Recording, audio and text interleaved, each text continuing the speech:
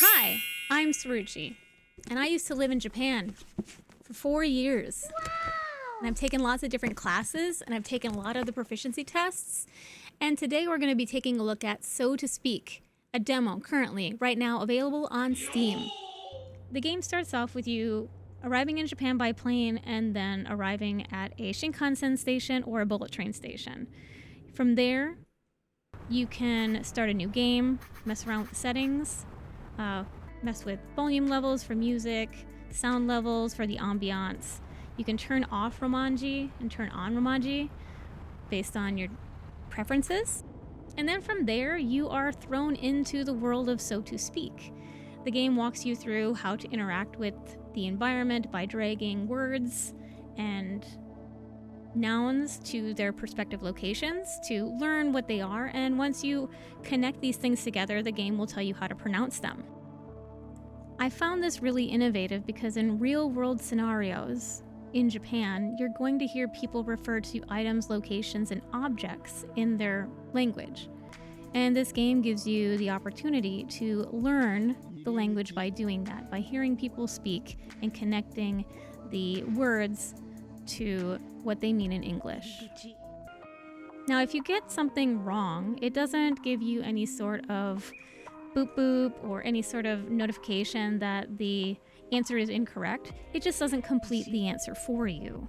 There was a few times that even I was a little bit confused on what the game wanted me to do and how to connect what the Japanese word was to the English meaning. But after a few trial and error moments, I was able to figure it out. The game starts off by introducing you to a train station and lets you interact with the world around it. So what is a train station, the entrance, the exit? From there, you start learning other words like road or tree or river.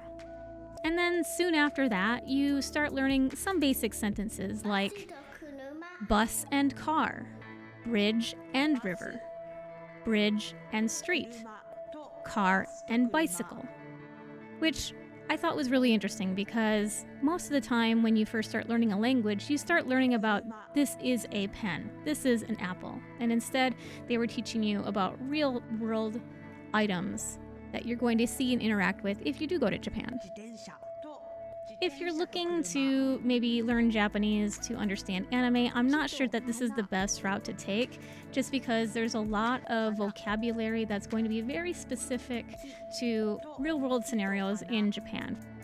I'm definitely interested to see where Eric takes this game next, what other vocabulary or grammar terms he's looking to move forward with when it comes to the actual full release of this game, which is, I think, planned to be released later this year in 2024. And I think for anybody who's looking to learn Japanese, that this would be a really good supplement for beginners or maybe even beginner intermediate, just to kind of get their bearings and to hear other people speak the language. So maybe you want to pair this with Duolingo or pair this with your classes that you're currently taking. It's definitely a fun game, and I really liked the world. The little pixelated arts were very adorable. I liked interacting with them.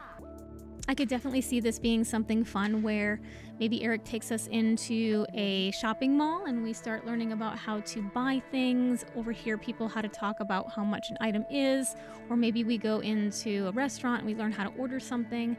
It's definitely a really good take on learning Japanese, and it makes you feel like you're kind of wandering around, even though it is a pixelated world. The demo is currently available on Steam. You can download it right now, get right in there and try out the game for yourself. And I'll also put their website in the description below, but I definitely think it's worth checking out if you have an interest in Japanese.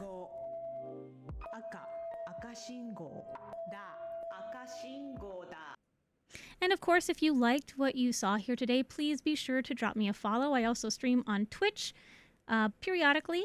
Right now, as of this time, I'm streaming Monday, Wednesdays, and Fridays. I'd love to see you there. Bye.